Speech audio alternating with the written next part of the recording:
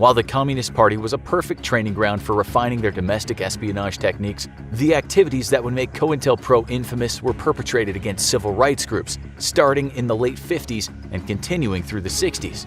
Dr. T.R.M. Howard, a prominent black surgeon, entrepreneur, and civil rights leader, was critical of the FBI's inaction on a number of infamous hate crimes, including the murders of Emmett Till and George Washington Lee. This prompted Hoover to turn the dangerous attentions of Sullivan and his FBI cronies to black civil rights groups, starting with the Southern Christian Leadership Conference, on the grounds that they were supposedly hotbeds of subversive communist activity. The Southern Christian Leadership Conference was just the tip of the iceberg, though. During their 15-year heyday, COINTELPRO would infiltrate and attack the Black Panther Party, anti-Vietnam War organizers, feminist groups, environmentalist and animal rights groups, the Nation of Islam, the Young Lords Puerto Rico Independence Group, and the American Indian Movement. In their very minor defense, they also did take on the Ku Klux Klan, but when you need to compare yourself to the Klan to have moral high ground, you're not doing well. Perhaps their most infamous victims were two of the most well-known civil rights leaders in American history, Dr. Martin Luther King Jr.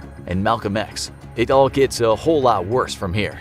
In 1963, Dr. King gave his iconic I Have a Dream speech during the March on Washington. While generations of people across the world were touched and inspired by this incredible piece of history, the FBI were terrified. Dr. King was dreaming too big for their liking, and they wanted to put him in his place, that place being 6 feet below the ground. Hoover ordered Sullivan to turn his attention to discrediting and destroying King and the movement he'd come to represent. Sullivan subsequently released a horrifically racist statement. In the light of King's powerful demagogic speech, we must mark him now, if we've not done so before, as the most dangerous Negro of the future in this nation from the standpoint of communism, the Negro and national security.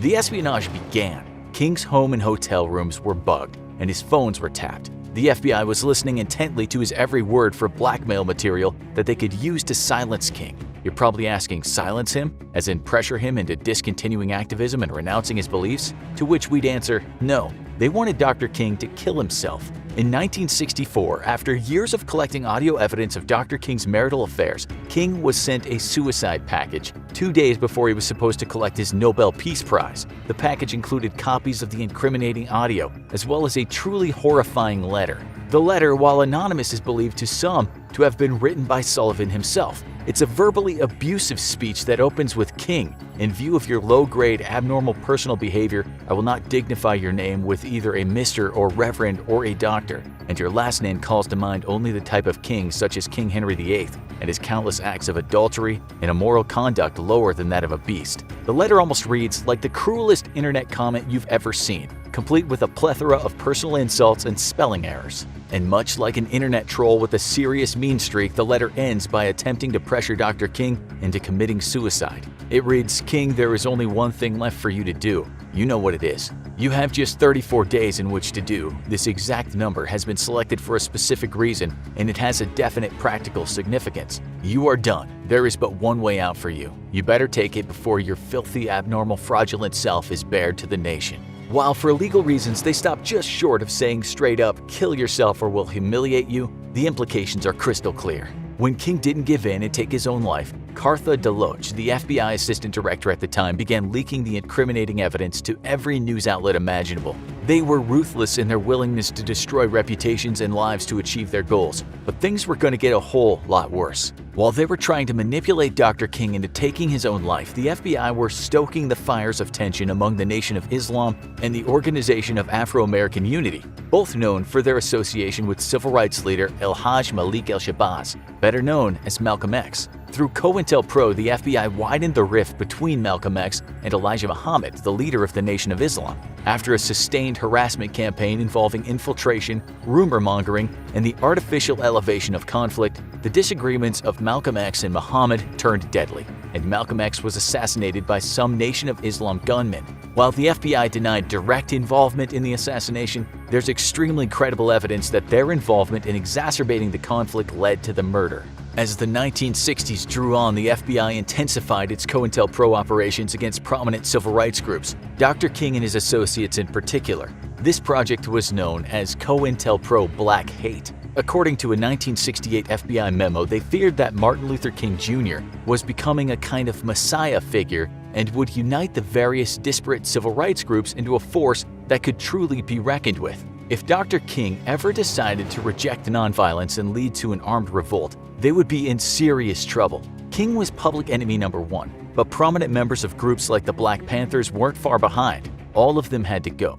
The FBI concluded with numerous police departments in cities with considerable Black Panther presences, including San Diego, Los Angeles, San Francisco, Oakland, Philadelphia, and Chicago. They would coordinate raids into the homes of Black Panther members without warrants, during which many of said members were shot dead by police. One particularly infamous example is the assassination of Chicago Black Panther Party chairman Fred Hampton. On December 4, 1969, Hampton was drugged and incapacitated by deep cover FBI infiltrator William O'Neill. A Chicago PD tactical unit then entered his home at the FBI's behest and murdered Hampton in his bed in cold blood. No crime was too cruel and no tactic was too underhanded for COINTELPRO. With the help of colluding police departments, the FBI was able to launch a brutal harassment campaign against figures in the world of leftist politics and civil rights. Specific individuals like Elmer Geronimo Pratt, a Black Panther Party leader, were accused of crimes they didn't commit and arrested on false pretenses. Evidence was falsified, witnesses were intimidated, and legality was twisted to serve whatever purpose the FBI wanted it to. Pratt spent 27 years in jail for a fallacious murder charge just because he was a member of the Panthers. Members of the KKK, like Gary Thomas Rowe, were kept on the FBI payroll as informants, while still committing atrocities like the 16th Street Baptist Church bombing.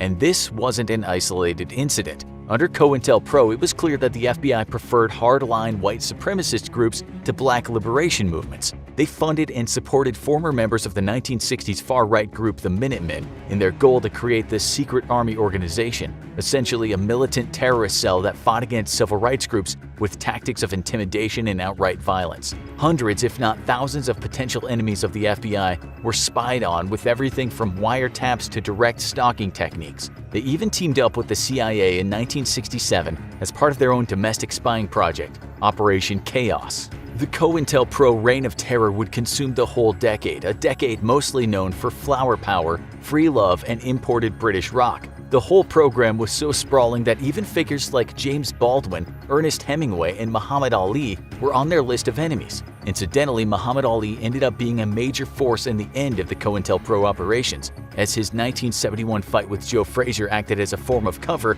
while activist group Citizens Commission to investigate the FBI broke into an FBI field office in Pennsylvania. The group stole critical files on the COINTELPRO operations and blew the lid on the whole sordid affair, leading to considerable scandals and shame for the FBI and the public eye. Within a year, J. Edgar Hoover had announced that centralized COINTELPRO operations were officially over. And while the FBI has hardly been squeaky clean since, the dissolution of the centralized COINTELPRO operations was an undeniable win for anyone who likes the idea of living in a truly free country. Of course, only a fraction of the files were stolen, and many of the files subsequently released by the FBI have been heavily altered and redacted. The fact is, we will never know the full extent of the FBI's sinister activities between 1956 and 1971. But what we do know is that the FBI activities under the COINTELPRO umbrella were some of the most terrifying and illegal in American history.